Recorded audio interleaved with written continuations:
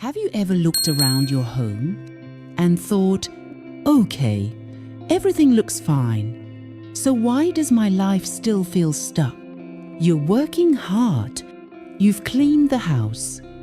You've tried the vision boards, the crystals, even that one money plant your aunt swore by. But somehow, money still slips through the cracks. You get a little, then it disappears. Like your energy, like your peace. Here's something most people never realize. In Feng Shui, when movement gets blocked, so does abundance. That weird pile in the hallway, that door you never open, that rug that's always bunched up at the corner, they're not just clutter, they're signals. They're how your home says, money can't move here. But here's the good news. When you shift the way energy moves, money starts moving too. In this video, we'll uncover 5 everyday movement mistakes that quietly trap the energy of wealth, health, and harmony, and how to shift them. It's not about fixing everything. It's about one small shift that tells your home, we're ready for more. Shift 1, the stuck rug syndrome. It's small. A corner of a rug, a wrinkle in the floor you walk past every day. You flatten it, it lifts. You ignore it, it stays. A little crease that never really goes away. And over time, it becomes something more than a rug. It becomes a pattern, a moment where your body remembers to pause, even when your mind forgets why. That's how stuck energy works. It hides inside routines and turns small interruptions into quiet resistance. In Feng Shui, movement defines life. When energy can flow without tension, money, clarity, and wellness follow. But rugs are more than decoration. They shape the journey of qi. And when they bunch, fold, or shift, they snag the current. A bunched corner isn't just a mess. It's a friction point. Energy catches. Momentum halts. Opportunities approach but hesitate. And if that happens enough times, your wealth rhythm begins to reflect it. Hesitant, delayed, stuck on the edges. This is for the ones who adapt a little too well. You who say, it's fine, I'll work around it. You who quiet your needs, smooth out your wants, and learn to live with almost. That rug is your reflection. Not broken, just bent. Not lost, just left behind. The question is, are you really okay with adjusting your life? Chained around a fold that doesn't belong to you? A friend of mine had a rug that bunched up by the back door. She tripped on it so often her dog started avoiding that spot. One weekend, she finally tossed it out. 2 days later, she got a check in the mail from an insurance claim she'd written off months ago. She laughed when she told me, "Guess the energy needed room to walk in." Our brain learns to block out the things we see too often. That's how survival works. But when we stop noticing the snag under our feet, we also stop noticing how it shapes our mood. Tiny stresses activate the nervous system, keeping us alert, but not at ease. Fixing that rug isn't just about preventing a fall. It's about sending a message to your entire system. We're safe now. We're flowing again. Go find that stubborn spot, that rug that always shifts, that mat you always ignore. Anchor it, replace it, or remove it. Not to make things perfect, but to tell your home, I'm ready to stop stepping around what blocks me.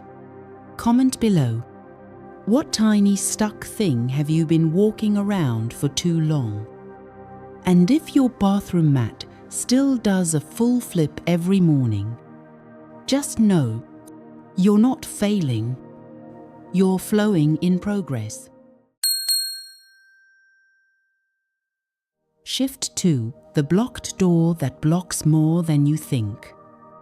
There's a door in your house that doesn't open easily.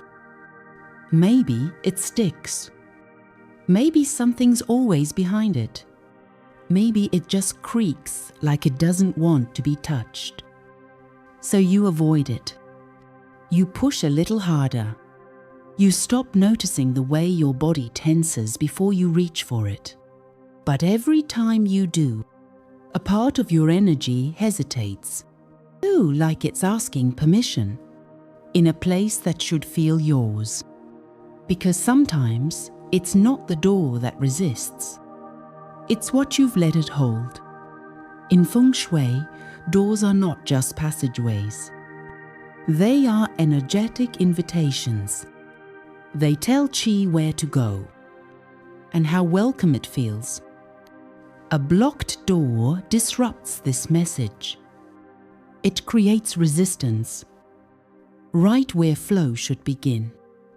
If the door sticks, energy sticks. If something blocks it, money waits. If it creaks and you flinch, your clarity does too. A home where movement hesitates is a life where wealth stays unsure. This is the space of the avoider, the one who says, I'll deal with that later. You're busy. You're tired. You know the problem's there, but it's easier to live around it than inside it. You tell yourself it's just a small thing, but your energy has been learning from you, and now it's whispering, if it's not safe to open this, maybe it's not safe to receive either. A man I worked with had a storage room with a door that never opened right. He said it was always crammed with things he didn't know where else to put. He cleared it out, oiled the hinges, and started using it as a small meditation space. 2 months later, he got an unexpected bonus, and his chronic headaches disappeared. He said it felt like a part of his brain finally had permission to breathe. When our environment requires physical resistance, our body mirrors that pattern internally. Sticky doors and blocked spaces create micro-stress. Over time, this trains the nervous system into alertness and sends subtle signals to the subconscious. Life is effort. Nothing opens easily. When we fix these small thresholds, we reset how our energy receives movement, momentum, and money.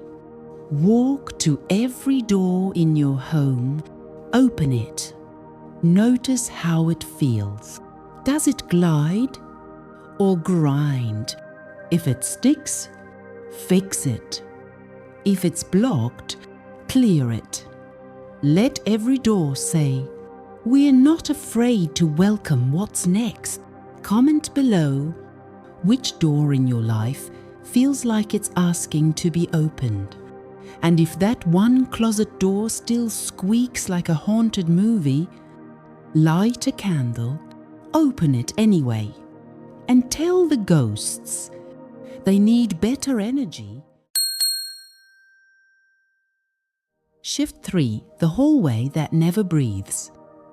Some spaces in your home don't shout. They don't clutter. They don't scream for attention.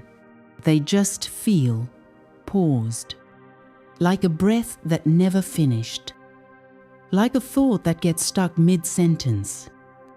A hallway that's always dim. A corner that no one walks toward. A stretch of space that holds nothing, not movement, not presence, not life. And yet, you pass by it every day. I'm never noticing how it gently teaches you, naked, that some parts of your life don't move forward either. In Feng Shui, hallways are the arteries of the home. They carry qi like blood, linking spaces, connecting flow. But when a hallway becomes lifeless, dim, or unused, energy slows, vitality stalls, wealth doesn't complete the circuit. Even if everything else is beautiful, a blocked hallway whispers, money can enter, but it can't reach you. This is the zone of the suppressed. The one who says, I don't have time to deal with that part of me. You've decorated the rooms everyone sees. But what about the paths that connect them? The quiet parts? The in-betweens? The transitions? Avoiding them doesn't mean they disappear. It just means your energy is holding its breath. In the places where you should feel most free, I once had a hallway that led to the guest room. I never turned on the light, never walked slowly through it, just rushed by like it didn't matter. One day I put a mirror there, a plant, and a lamp. The whole energy of the house changed. It suddenly felt like my home had a backbone, a sense of direction, like it was finally connected.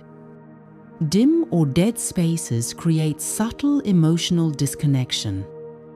Your nervous system registers these areas as unimportant. Your body moves faster through them. Your breath shortens. Over time, you normalize skipping over your own transitions. And when life feels fragmented, so does your ability to build momentum. Fixing a hallway means fixing your energy's ability to move between what was and what could be. Walk your hallway today. Pause in the middle. Turn on the light. Touch the wall. Place something there. A picture, a plant, a reminder that this space is alive. Let your home know. We move through all parts of us, not just the pretty ones. Comment below. Which part of your space feels like it never gets seen? And if your hallway still feels like the set of a low-budget horror film, start with a warm light, not sage, unless you're really ready for plot twists. Shift 4. The chair that faces the wall. You pull out the chair. Sit down with your coffee, or your laptop, or your bills. And right in front of you is a wall, not a view, not a window, just a flat surface that ends the moment. And somehow, even if you're focused, something in you feels boxed in, like you're working with your back to the world, and your face to a full stop. Over time, you stop wondering why you feel stuck, and start believing that maybe that's just how life works. In Feng Shui, where you sit determines how your energy gathers. Facing a wall creates energetic compression. It presses the qi inward, leaves no space for breath, no space for vision, especially in areas tied to thinking, money decisions, or planning. A wall-facing chair turns clarity into static. It turns ambition into pause. You don't just face the wall, your cash flow does too. This is the pattern of the silent doubter, the one who says, "I'll figure it out," but never really feels like they see the full picture. You're resourceful. You work hard. But when you place yourself in front of a block, day after day, your energy forgets what spaciousness feels like. You teach your clarity to shrink, your money vision to blur, and your instincts to question themselves. A friend of mine had her home office set up against a blank wall. She said she always felt foggy, and like ideas never stuck. We turned the desk. It added a small shelf behind her with a light and crystal. Just enough space to feel supported and open. She called a week later. I finally opened the invoice I'd been avoiding and sent it. Guess who paid in full next day? Visual restriction narrows brain activity. When your eyes hit a flat stop, your mind mimics the limit. This can suppress idea flow, reduce decision confidence, and increase subtle stress hormones. Over time, you train your nervous system to anticipate pressure, not potential, turning your chair even a few inches can shift your spatial awareness and open your ability to engage.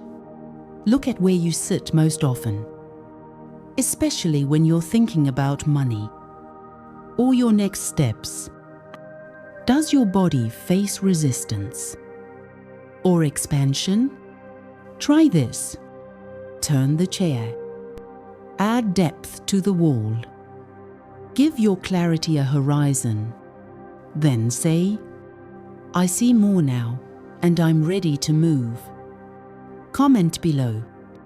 Have you ever sat somewhere that just didn't feel right? Also, if your office is the kitchen table and your chair faces a pile of dishes, no judgment. Just turn slightly and tell your energy, this isn't forever.